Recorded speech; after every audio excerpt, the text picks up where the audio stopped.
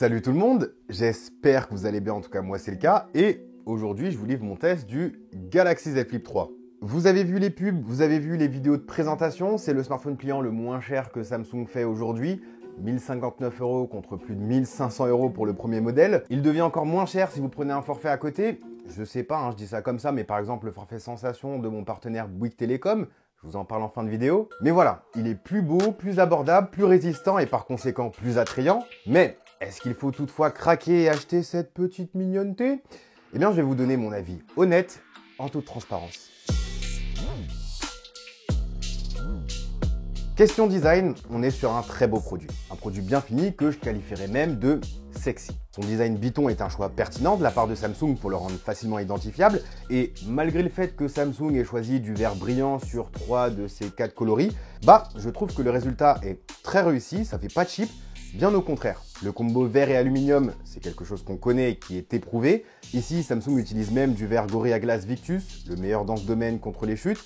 La charnière a été renforcée et le Galaxy Z Flip 3 est désormais IPX8, il est résistant à l'eau et ne sera donc plus vulnérable à la pluie ou au verre d'eau accidentellement renversé. Il y a quand même quelques éléments de design dont je suis pas fan. Le capteur d'empreinte, je le trouve un peu trop haut, j'ai tendance à mettre mon doigt là où il se pose naturellement, ce qui fait que je fais pas mal de loupés avec le déverrouillage du Z Flip 3. Les boutons de volume, n'en parlons pas, c'est encore moins accessible et j'aurais aimé par exemple que Samsung les situe sur la partie basse du téléphone pour faciliter la gestion du volume. On s'y habitue évidemment, c'est juste que c'est contre nature de se tortiller la main pour accéder à des fonctions basiques comme celle-ci. Mini point négatif pour la pliure au milieu de l'écran qui n'a pas été améliorée par Samsung.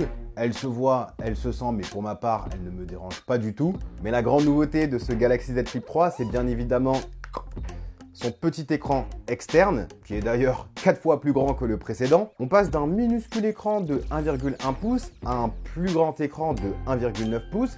Ça apporte évidemment son lot d'avantages, notamment l'arrivée de petits widgets qui permettent de consulter l'heure et la batterie, mais aussi la météo, sa musique, son calendrier entre autres, ou encore ses notifications. Pour avoir utilisé le Galaxy Z Flip premier du nom, je dois avouer que son petit écran était une vraie frustration. On n'avait même pas le temps de lire une notification, que l'écran se mettait déjà en veille, et franchement, c'était pas pratique. Là, c'est pas le cas, c'est un écran sur lequel on peut naviguer et passer un peu de temps pour lire ses notifications, mais aussi pour lancer un minuteur rapidement ou encore lancer un enregistrement vocal. Dans l'idée, comprenez qu'on peut faire quelques actions rapides grâce aux widgets fournis par Samsung.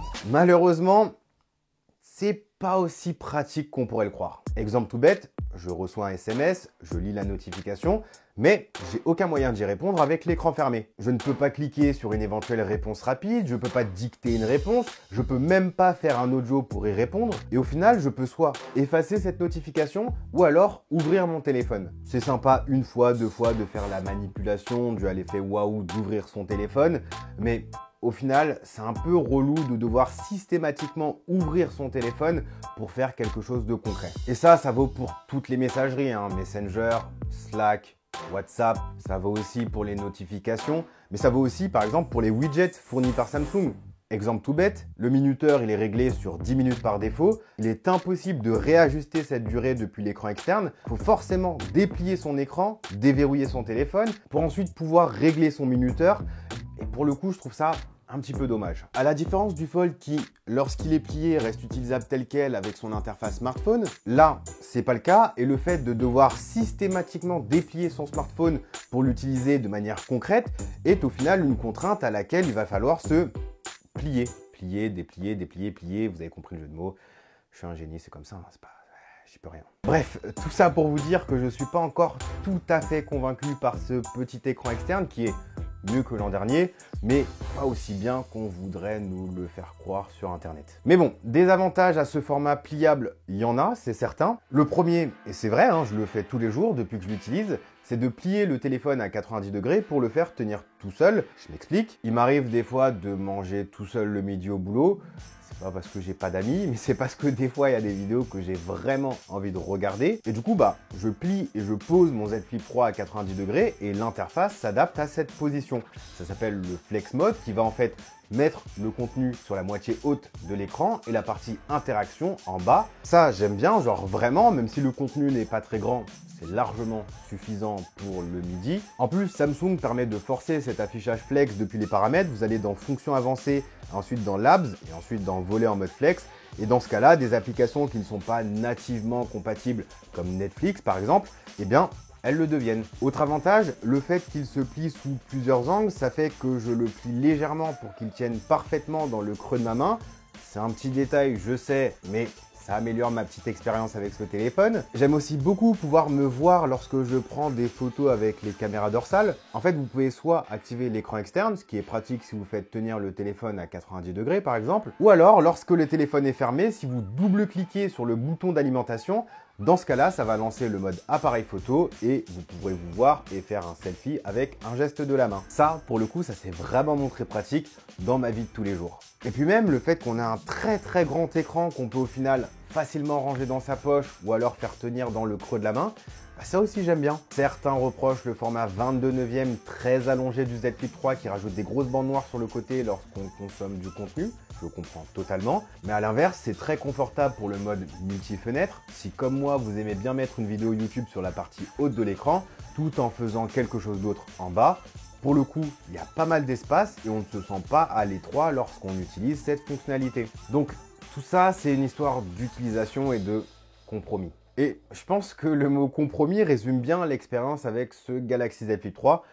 Si vous n'avez pas compris, c'est le moment où je vais parler un petit peu des points négatifs. Premier point négatif, au même titre que le Galaxy Z Fold 3, je suis déçu que Samsung n'ait pas mis de meilleure caméra sur ce Z Flip 3. C'est suffisant pour un usage quotidien, vraiment, mais mettre deux caméras plutôt banales sur un smartphone qui se veut exceptionnel, je trouve ça dommage. Surtout quand on sait que Samsung propose une qualité exceptionnelle sur sa série S20, notamment sur le S21 Ultra. Deuxième point négatif, qui est même un gros point négatif, c'est l'autonomie qui est juste catastrophique pour un smartphone en 2021. Pour ma part, si je l'utilise, pas excessivement, mais si je l'utilise normalement, à 16-17 heures, je dois passer par la case recharge parce que sinon j'ai plus de batterie. Et la recharge, c'est pas un point fort du téléphone. Déjà, il est livré sans chargeur.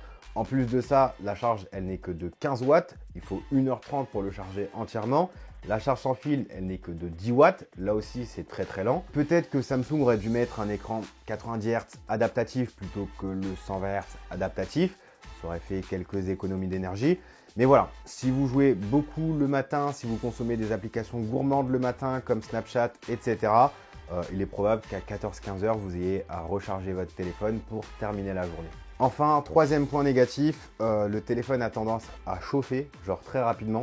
Il suffit d'ouvrir un jeu 3D comme Asphalt 9 et là, au bout d'1 minute, déjà, le téléphone est déjà chaud.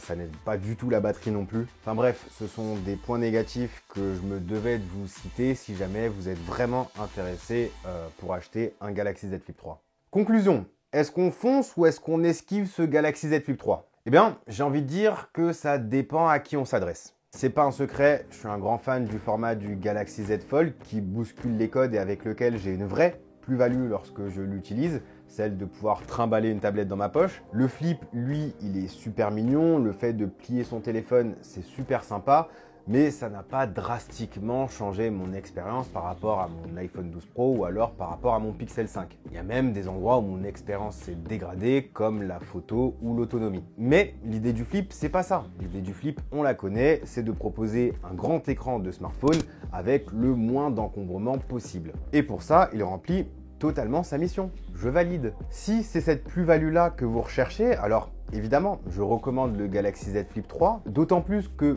comme je le mentionnais en début de vidéo, il est beaucoup moins cher maintenant. En prenant un forfait chez un opérateur, le tarif va encore baisser et mon partenaire Bouygues Telecom peut vous rembourser jusqu'à 500 € pour l'achat d'un Galaxy Z Flip 3 ou Z Fold 3. Petite simulation pour tout comprendre. Si vous êtes nouveau client, que vous prenez le forfait Sensation 90 Go et que vous conservez votre numéro de téléphone, le Galaxy Z Flip 3 vous revient à 491 €. Mais si vous rajoutez à ça l'offre de reprise de votre ancien smartphone jusqu'à 300 € plus le bonus de reprise de 200 €, vous pouvez vous faire rembourser jusqu'à 500 €, ce qui fait que le Galaxy Z Flip 3 il vous revient à 0 €. Avec ce type d'offre et si le Galaxy Z Flip 3 vous intéresse, dans ce cas-là, foncez. J'ai mis un petit lien dans la description pour faire votre simulation. Si vous êtes par contre un power user de chez Samsung, que vous utilisez beaucoup votre téléphone et qui date d'il y a 2-3 ans, vous aurez tendance davantage à vous diriger vers le S21 Ultra qui est pour moi parfait et que j'ai testé il y a quelques mois sur la chaîne.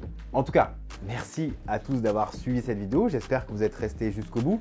Si vous l'avez aimé, je vous invite à mettre un gros pouce bleu, à mettre un petit commentaire pour nourrir le robot, il aime bien. Après sa séance de sport, il a besoin de protéines. Les protéines, c'est les commentaires. N'hésitez pas non plus à vous abonner, à activer la petite cloche de notification pour être prévenu lorsque je sors des nouvelles vidéos. Quant à moi, je vous dis à la prochaine. Prenez soin de vous. On va faire un nouveau peace. Peace.